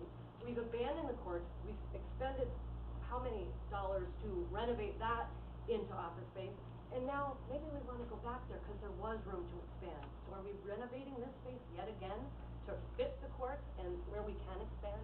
To me, that just doesn't seem to be logical. Evelyn? Are we even, at this point, certain that we will need off-site? I think that, you know, as, say, we're staying on-site and we decide that we're going to, I don't know, put on an addition or something like, are we certain that we do need to move departments off-site at this point? Because I didn't think we were certain that we would be using off-site right now. Matt? Temporarily, was the question temporarily? Temporarily. Temporarily, I don't know that we're certain. We have an aggressive schedule put together. You know, frankly, it is very aggressive. And I just wasn't sure if we're, I haven't seen that in here, so. Right, and we haven't gotten to the point where we've seen if the schedule is gonna slide, if we would be looking at potentially temporary off-site, or even, we discussed potentially temporary on-site even as a possibility as well, so. I would think we'd need to establish that before we decided if we wanted to go out for RFP. You know, if in the temporary, I know that some folks have mentioned, going off-site temporary, I think we'd have to establish whether or not we would say we're staying on this site, if we'd even need temporary off-site before we decided to commit to an RFP for that. Well, the RFP I was looking for was for the permanent, Permanent, yeah. permanent discussions and decision as to what do we do, because of the timeline and where we wanted to go and what we have approval from the courts right now Right, to there do. were two different RFP kind of, there was the off-site permanent kind of thing, and then there was the off-site temporary. There was a little bit of discussion about both. My only concern with, the RFP that you were speaking of is if we have to wait until the full board, is that going to hurt us as far as timelines? We're a little tight for scheduling. If we have to say if the full board authorized the RFP, then it's gotta go out, it'll have to be out for 5 days and then Well, I back. think it was an RFP as far as that meets the criteria, and Matt could, craft that by the board meeting, and then at least we have something in fairness that people could look at, the realtors would know. I'm in and then- favor of that, I just wanna make sure it's not gonna significantly impact our decision-making timeline as we move forward. And alls I'm saying is the 6 buildings we have now, at least in fairness, we have covered legally the way we're supposed to proceed, and then if we still wanna go forward from there, but I'm sure there would be a lively discussion at the October 17th meeting about off-site permanent locations. Jeff? Paul? I don't think we would need a board authorization to issue the RFP. That could happen immediately. that's We why wouldn't be obligating the board, we wouldn't be, we would you know, as with any RFP, we have the authority to reject all proposals. So there's no board authority needed to issue an RFP. I think we could do that, working with Clark Patterson and getting input from any outside, informal resources. The goal would be to get that out on the street. But I think the RFP minimum time frame would be probably 10 days, I think, for an RFP like that.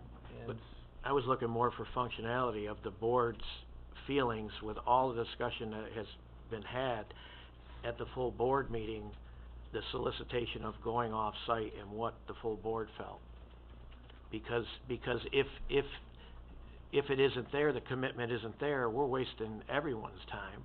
But if the commitment is there to look at all options, we're doing it the proper way. Right now, I don't feel like this committee has vetted and done it in a proper vein. We've gotten solicitations, I've noted them, passed them on to Clark Patterson. They had to come up with a price of $62,000 without even knowing our needs assessment. But we were putting them under the gun to give us, and they wanted to be inclusive and detailed, and we were hesitant with the $62,000. We talked to them at the core meeting, they said, well, we could do the cursory and see the qualifiers, because now we have a percentage of our needs assessment done. We know that family court is this much square footage, and we have this much, you know, remaining that's for the Supreme and Surrogate. So now things were coming together. Now we're a little bit further down the road, and that was the way I was looking at it. Paul? Mr. Chairman, first of all, I was actually gonna make the same remark Jeff made. I do agree that I don't think you need a board resolution to go out for an RFP.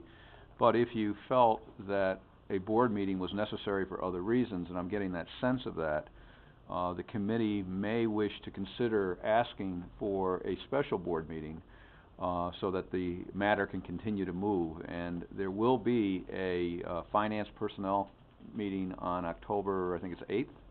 There will also be a budget meeting on October 7th. Typically, we see a number of supervisors at those meetings, so to keep the process moving, if you felt that there was a need for a board meeting, you might want to consider a request for a special board meeting. Fred? Well, yeah, I think we definitely need to get the assessment from all the other departments that are impacted, is what the impact would be. And I think we're ruling out building off-site, and I think we should. And it sounds to me like we're just pursuing a leasing existing space off-site, not purchasing. I mean, all that's gotta be The way it's decided. tumbled in our lap, we are, yes. Right, okay. So I would support a special board meeting, but to have the information from all the department heads as to what they see the impact is on their department, because that may result in a decision that we don't want to go off-site, because it would just be too extreme an impact.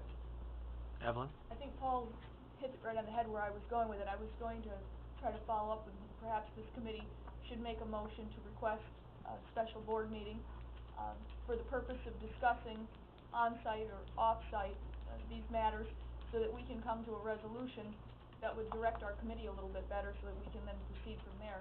So I'd make a motion that we request a special board meeting. We have a second? Second. Mark? Discussion, John? Well, I'm just wondering if we're losing focus, or maybe it's just me.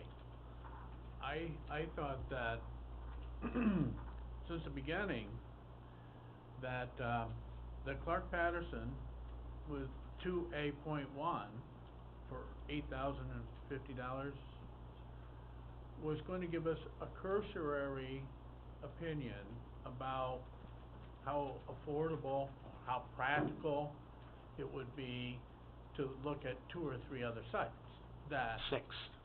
Well, Matt said that he'd be willing to consider Mark or others' inputs, and then narrow it down to 2 or 3, because probably 6 or out of 6 or 7, some are going to be upfront, not practical.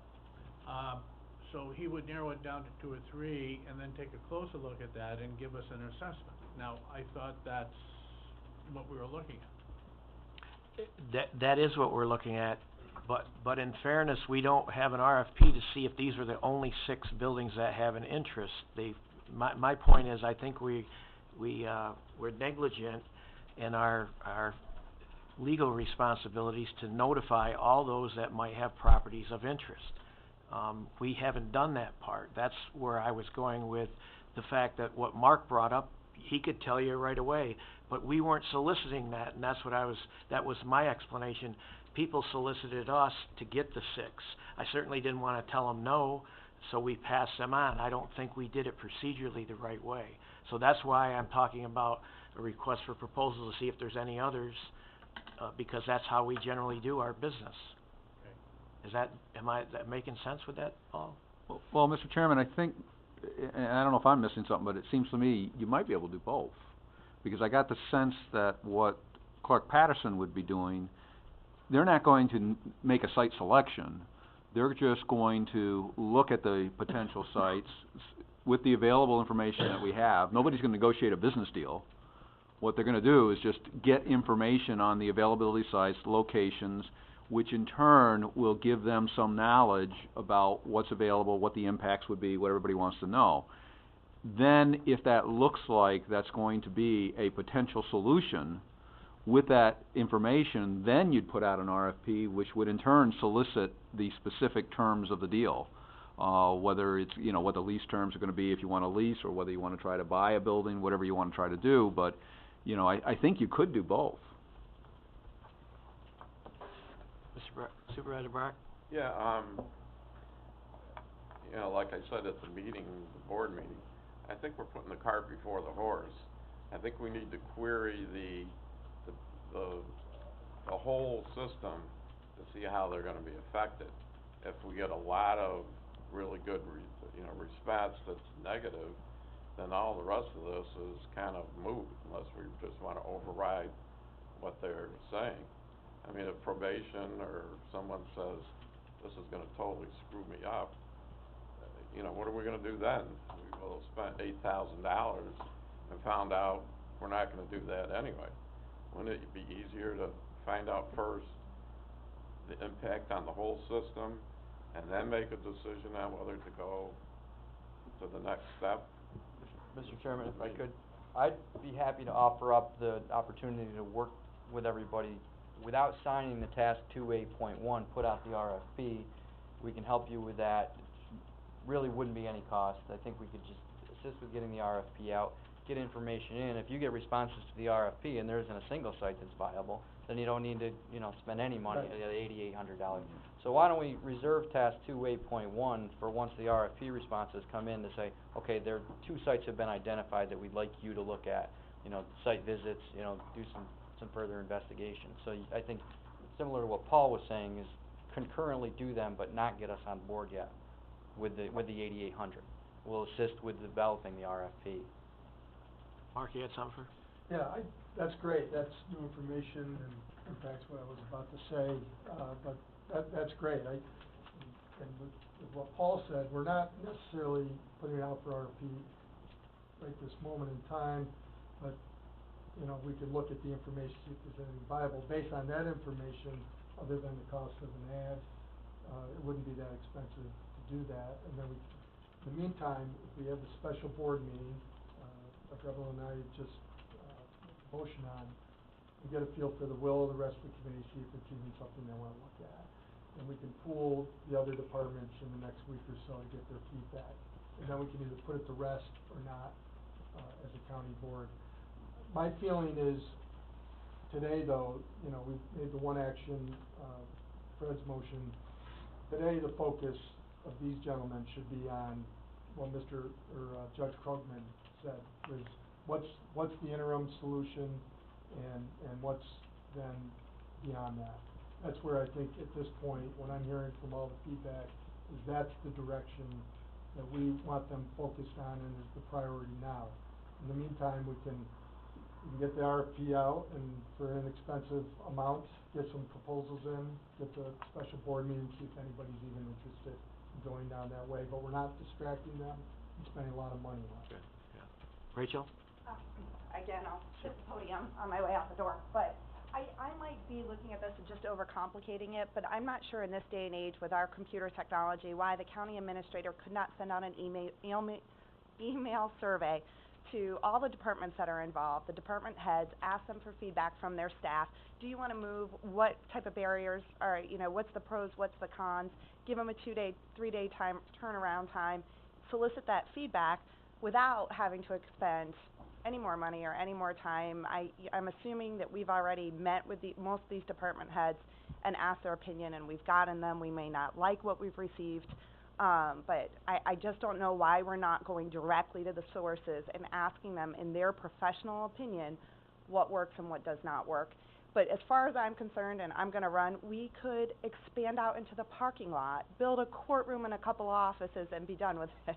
But I am not an architect, I am not a judge, I am not the DA, and without their input in some type of survey fashion or an email format, I think we do not have the information in front of us, but if we have a special board meeting, I'm happy to be there. Have a nice afternoon. Mark, I got Mark Levac, excuse me. Go ahead, Mark. Last comment, and I have to run, but if the process ultimately rolls around to building an addition on the existing county facility, can you take a brief moment to consider whether or not, a for-profit bid on acquiring that land pad and having the for-profit community, private enterprise develop the addition and lease it to the county on a fully amortized master lease where the county owns it at the end of $1, and the county controls it, the county in essence owns it in every aspect except title, and if that's an out-of-the-box concept that might save the county some money. Comment? on that? I just think we need an opinion from the county attorney, because it seems like just a way to subvert the prevailing wage rate. I'm not sure it would work. Supervisor Conover? Mr. Chairman, Just, I think that maybe this is what happens when meetings get long. I mean, I think the decision, I would agree with Fred, I mean, I think the decision really has been made here. And I don't think going out for an RFP, first of all, can be done until we've done our internal analysis on whether we think an alternate site can be more efficient. We can do that ourselves. We don't need to spend a lot of money doing that. The other thing is, it seems to me that I mean, let's just think about this for a second. We're going to go out for an RFP that's proposing that we vacate the considerable facilities we already own, that we already occupy, and ask what it would cost to replicate or lease those facilities somewhere else with the addition of some additional amount of space. And let's just think about that just for a brief moment. I mean, and this is where I think we need our staff to step in here, our technical people, for example, our buildings and grounds people. I mean, the simple question to them is, can you operate as efficiently at 2 locations with 2 crews? And I believe the answer is, I won't even give you the answer, but what's the answer to that question? No. The answer is no. If you turn to Public Works, and you ask that of Public Works, can you provide the services you provide to this building as efficiently at 2 locations as you can at 1? The answer would be, Jeff? No. No. So I would really, at this stage, I think that maybe everyone needs to rest a little bit and clear their heads and before we consider going out for a private RFP to a scenario that I don't think anyone really, when they stop and think about it, really is supportive of. So, because I don't think this is where we really want to go with this, and I would ask for our consultant, our expert consultant, maybe to step in at this juncture and talk to us a little bit about. And then what do we do with the existing facilities? Demolish them? Do we have to continue to heat them and electrify them while we have other facilities constructed? I mean, so I think, you need to give this a little more thought. Thank you. Okay, moving forward, we want to have that special meeting and a date. Next, I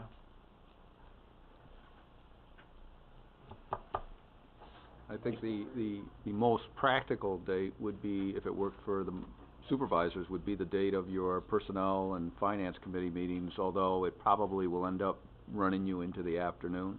So you'd probably be looking at I'm thinking a 1 o'clock meeting, because you've got a heavy agenda that morning already. okay.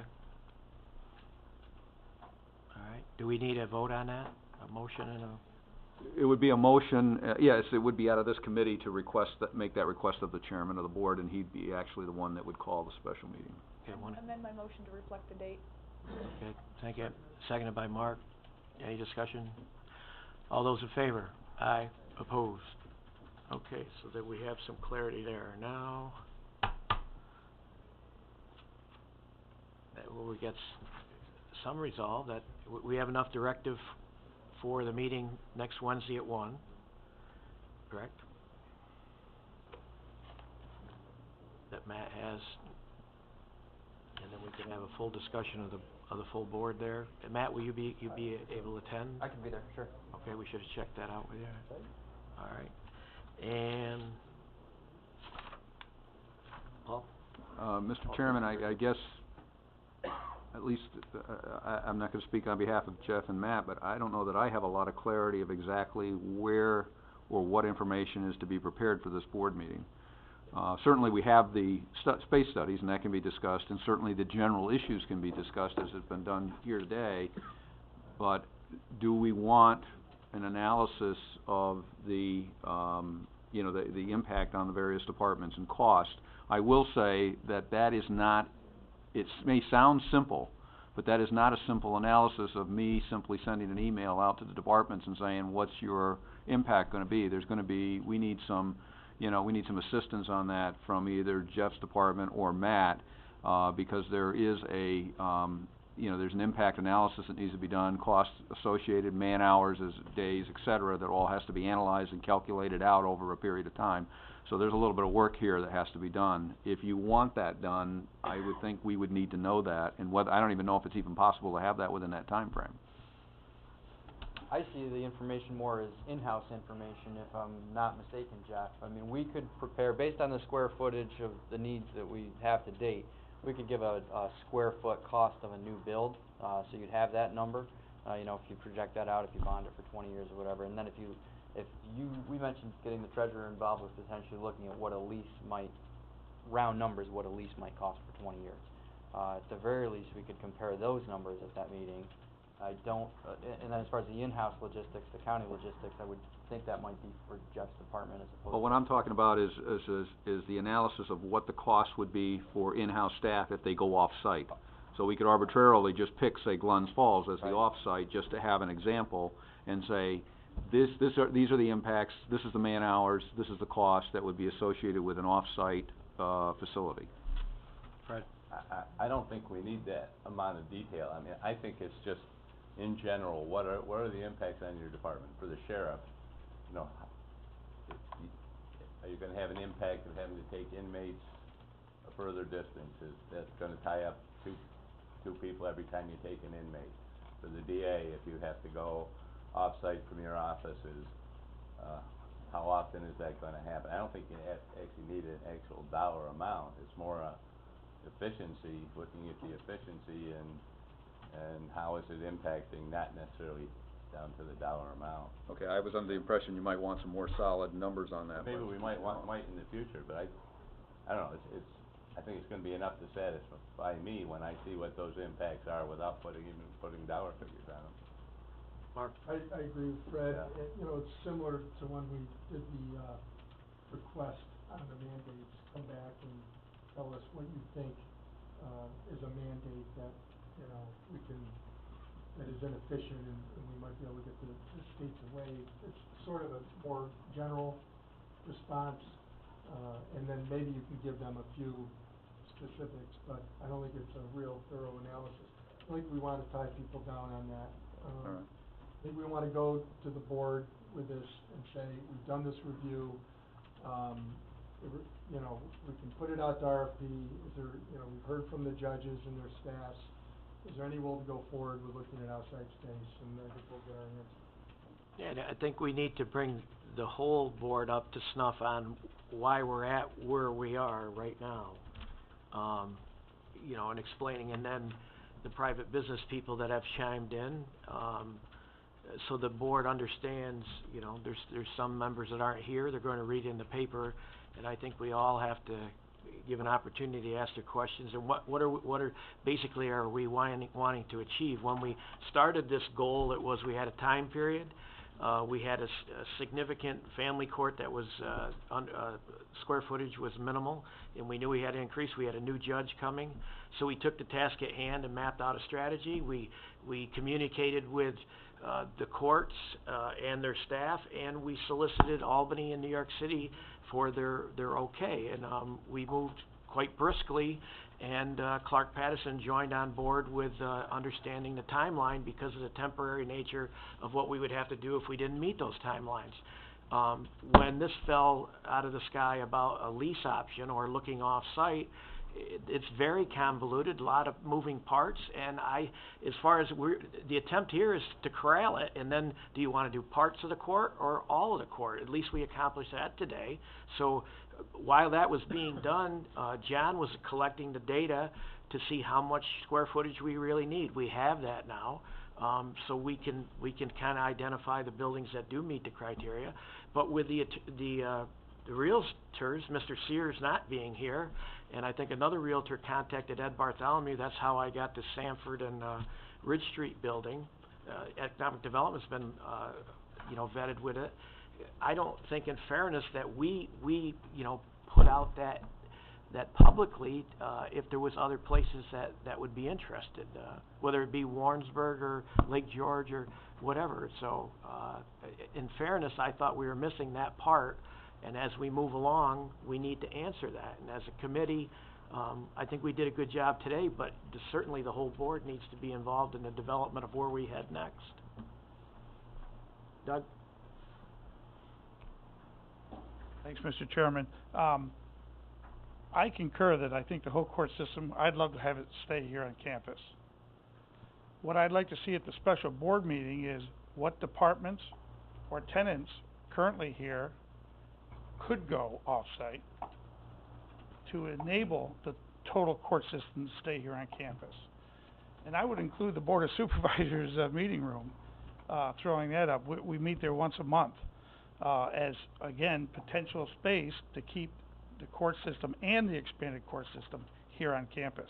So what I would like to see at the next board meeting is, and I'm not sure if Paul would do that or Jeff, could you designate which departments and or tenants here currently on campus could be relocatable so that we could enable the court system and its expanded court system in 1 year, 15 months, to stay here. Because I think that is probably the biggest priority. I think if you queried, asked every single board member, you'd probably say that's probably priority one. And I think you'd probably get a total consensus that they probably should stay here on campus. But other departments, although important, and I want to stress important, could go off-site, and we could kill two birds with one stone, save significant funds and taxpayer dollars, bring the whole court system here on campus, and take a couple of departments and or tenants and move them off-site. But I'd like to see if we can do that, Paul. So I don't know if you would bring that information at the next special meeting, or Jeff, or... I guess, first of all, let me just say this, certainly willing to do whatever we need to do, but I did want to comment, nothing's ever easy. No. We did actually, I think Frank will tell you, Frank Morehouse, we actually did look at one point of trying to utilize this upstairs area for the court system. And I think that there were problems with that, and some issues with that. So that has been explored. I can tell you right off the top of my head, certainly we know that there are departments that could go off campus, but for instance, how far does this go? Do we want to look at just the departments in this building? Do we want to look at the departments in the Human Services building and move departments from here over the Human Services building? This thing can get quite, again, it can get complex in terms of what we want to do, and I think that I think maybe even a beginning point, though, is practically speaking, even if we could move, and I think you'd have to move, basically you'd have to allow the courts to have a continuity. So that means you'd be moving probation, and you'd be looking at moving whatever we could out of the jail or the former sheriff's office area, and you would be looking at clearing this end of the building. And then the question, though, I think the first question is, though, would that, even if we could do that, would that work? And that I'd have to defer to Frank to look up the old studies on that. Well, I don't think there's a perfect system. There's going to be challenges in anything we do, Paul, and there's no perfect answer or perfect system to this whole scenario. But I think if we can save significant money, if we can move a department or two or a tenant or two off this campus and off-site and not have to build a new building and not have to spend millions of dollars, that maybe we could have gone with a more efficient way of using our dollars, I think it definitely should be explored. I mean, I know that there's a lot of challenges, like I said, on any solution, Paul. So I'm not saying it's easy, but nothing is easy. So I'd just like to see if we could get some of that information for the special board meeting. That's all. Yeah, and I'm certainly not arguing that we shouldn't. I just wanted to try to get some clarification as to what types of information we're going to be bringing forth, because I don't want you to be disappointed. I think that we can certainly bring forth information to show, and I think that, and it maybe, I don't know if you're in agreement, but wouldn't the first step be, let's assume that we can make the building available, and if we can, will it work for the court system? I would think that's the first question, and if it won't, then it doesn't matter, because you can't, even if we could move the offices. I think you can move offices off campus. I think that is a viable solution. But I think the real question is, let's assume we can clear out the space. It had to be connected space. will that work for the court system? And I think there are some studies that were previously done on that point. So I think we could bring that forth to the board meeting, and would that be sufficient at this point? Yeah, I guess that would be at this point. Yeah, I mean, it's just such a short notice, everything, but yeah, next week's meeting, yeah, that would be fine. But at that meeting also, Doug, you bring it up and see what the rest of us, everyone says. I'm just throwing out an option that I think's potential. Thanks, Chairman. Okay, I think we're set with buildings and grounds. We have, You want me to touch on the needs assessment, and I can do it as quickly as possible. The information. if you can, I'll take 2 minutes, because the information was distributed, and I did bring hard copies that were also distributed. It basically boils down, and it's obviously John Norris put this together.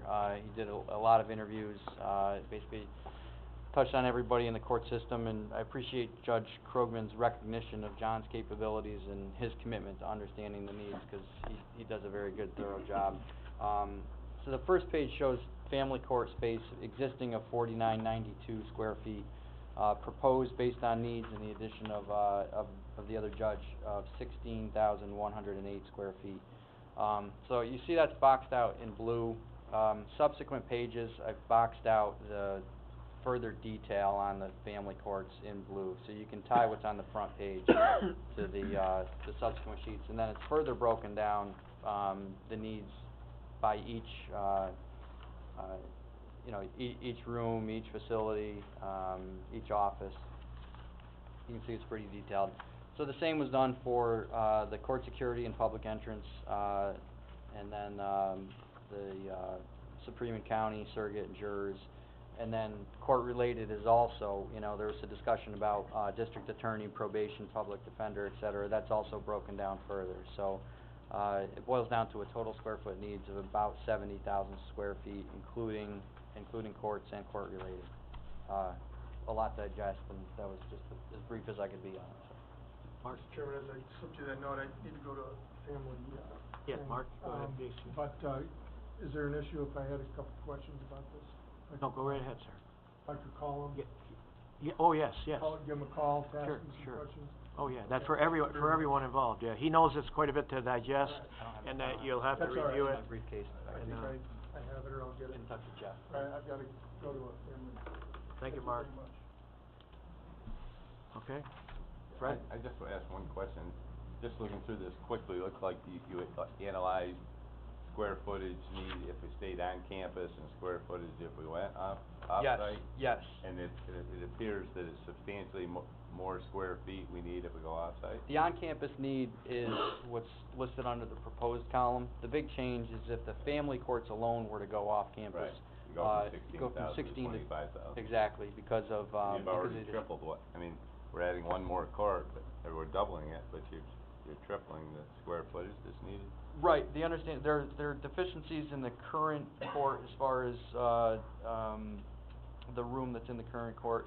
Plus there are other deficiencies, ADA accessibility. There's a pretty good laundry list that John Norris came up with. Actually, I've got some bullet items here that we can talk in further detail. But yeah, it's based on addressing some pretty serious deficiencies. But I think that's a relevant factor when you talk about the possibility of going off-site, is the dramatic increase in the square footage you need, at least for family court. Okay. I think we're all set with buildings and grounds for now. And if we could have the airport balloon fest report?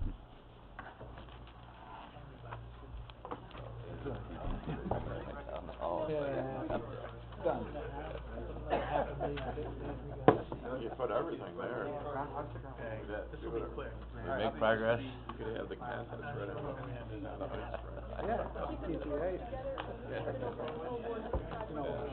Well, I mean, if you put it the way, if you say you're not gonna split the cords, I think Ron put it very well. This should only take a minute, it's just a balloon This fest site. report, and Ross, if you turn the floor. We know about what the, I know, actually, I agree with you. That balloon festival went great, any questions? There you go, thank you. Did you get any report on the parking? Yeah, we've collected about Total collections between donations and parking revenues for cars and buses, we collected roughly, about 17,000 is what we're expecting total. Still got a little, money coming in from a couple buses and some coins that we haven't counted yet. But, all said and told, about 17,000 in revenue, for the Balloon Festival. We got 2 out of the 4 launches, everything went very well. And, we put out some vehicle counters, that data isn't all in yet, we haven't downloaded everything yet, but if you want any more, information on the data, on vehicle counts, please reach out to me and I can provide that to you at a later date. Okay, any questions? Motion to adjourn. By Fred, seconded by Evelyn, all in favor? Oh, I'm sorry, you can, reminder the, excuse me, public hearing scheduled for a 1,000-foot runway extension environmental assessment project on October 25th, 2014 at 6:30 Queensberry Activity Center, Bay Road. October 23rd. What'd I say, 26? 23rd, I'm sorry.